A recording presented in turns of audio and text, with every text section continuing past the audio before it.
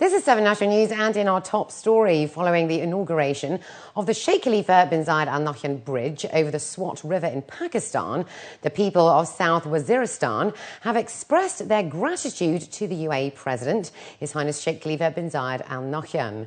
Under the directives of the UAE leadership, the contractors of the bridge project were required to hire members of the local communities in the region. Apart from creating an essential main crossing point between the river's two banks, the bridge has also helped improve living standards in the area, serving around 70,000 people. 268 public schools across the capital are to witness high-speed internet connectivity after the announcement of an ICT infrastructure and technical support project. The 330 million dirham project, led by the Abu Dhabi Education Council in collaboration with the telecoms operator Etisalat, aims to improve the quality of learning across schools. More than 13,864 internet access points have been installed, the biggest number ever in one project in the Middle East. ADEC's Director General Dr. Mughir Khamis Al-Khali stated that ADEC public schools are currently connected to a fibre optic network that provides both wire and wireless high-speed internet services to support new educational initiatives such as iClass, e-learning and other IT applications and initiatives. Ajman has announced a ban on smoking in public parks, according to a local paper. The Department of Municipality and Planning has banned smoking of any tobacco products in public parks in order to educate the community on the health risks surrounding the lethal habit. The department has also banned shisha smoking.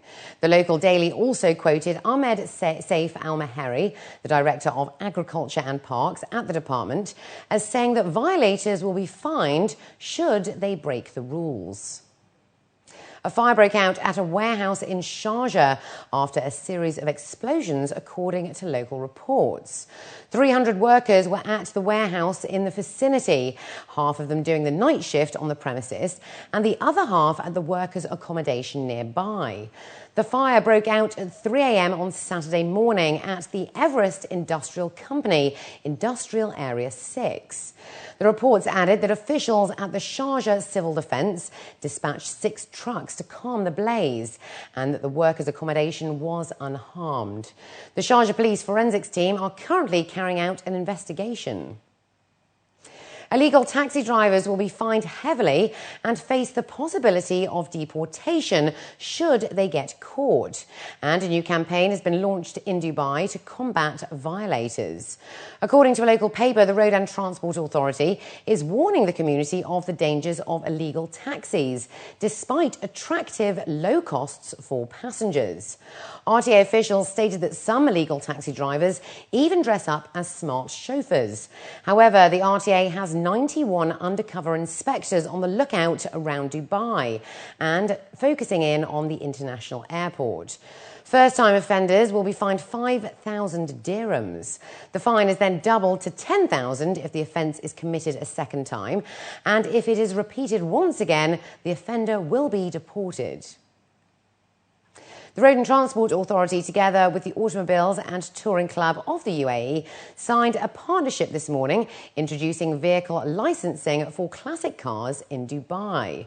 As a minimum requirement, vehicles have to be at least 30 years old in order to qualify for certification and registration as a classic car.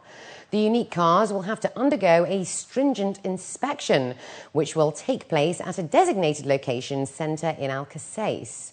A straightforward assessment process, which starts off with the provision of the necessary documentation, in addition to a 1-hour technical test of the automobile, as well as a total registration fee of 850 dirhams, is all that's needed for your prized possession to be roadworthy and legal.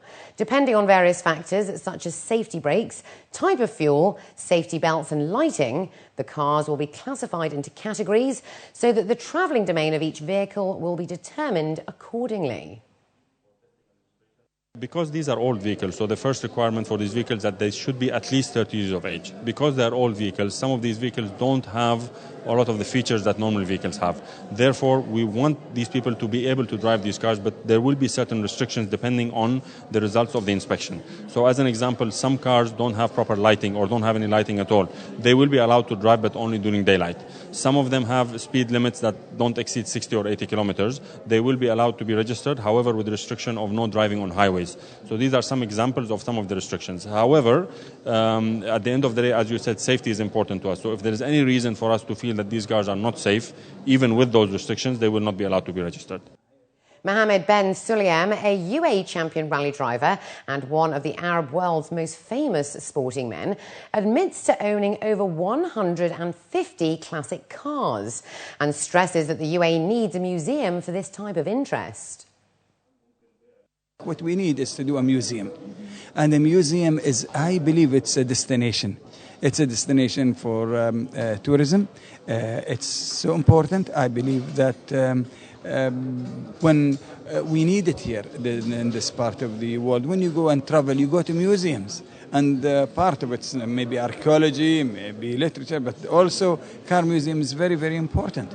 And really it is, I think it's a must. It is going to come. In Sharjah there is, but we can also improve that. And Dubai doesn't mean it is in Sharjah. We complement each other here. But to have that registration at 30, it's even important for everybody to know that if he's driving, these cars are roadworthy. And up next, we'll have the day's business news, so stay with us.